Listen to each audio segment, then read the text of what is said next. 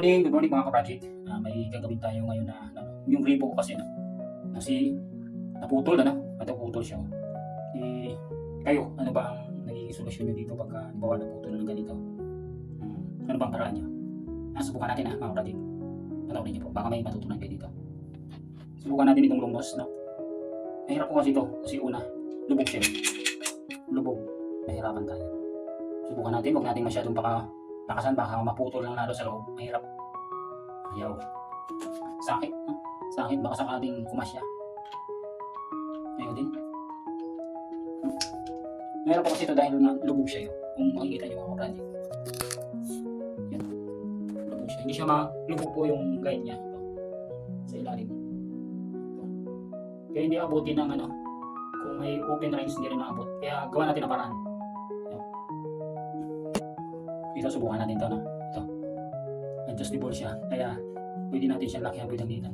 No? Kasi hindi siya abutin. Gagawin natin dito.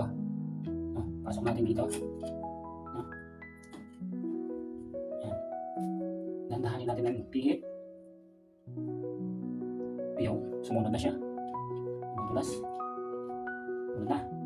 Kasi pagka binigla natin to, sigurado talaga mapuputol kung hindi na matanggal, sisinsilin itong buo nito. Ayan, ito simple lang. Kailangan gawa na natin dahan-dahan lang ang paggawa. Mapihit. Mahirap to. Pagka hindi ka wala kang technique dito, mahirap. Ayan, dahan-dahan lang mga kapatid. Yun lang kasimple. Ayan. Ito yung kaputol niya. Palitan natin. Okay. Huwag natin kaligtaan na. Ito mga kapatid yung ipapalit natin. Dapat huwag natin kaligtaan, no? Kasi pag ganyan lang, tatagas yan. Kaya ang gagawin natin, ito, no? Lalagyan natin ng tiplon, itong dulo. Ang paglagay ng tiplon, hindi pa ganun. Kasi, pag ganun ang paglagay ng tiplon, ang nangyayari kasi, no? Masisira. Kaya dapat, paayon siya, no? Pag ganun. Yan. Yun ang paglagay.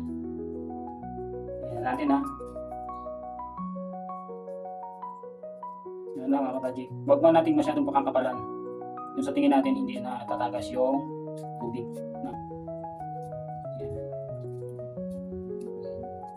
Mga simpleng gawaing bahay ito mga kapatid.